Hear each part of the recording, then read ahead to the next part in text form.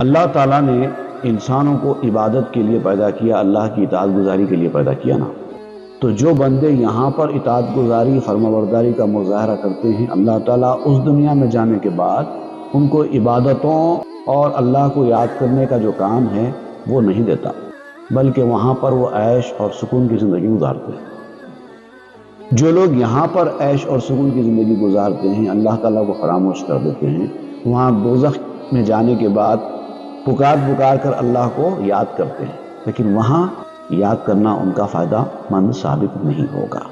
تو ایسے لوگوں کو جن کی مسجد اور جن کی اطاعت گزاری کا گھر دوزخ ہے، دوزخ جن کی اطاعت گزاری کا گھر اور جن کے لیے مسجد ہے،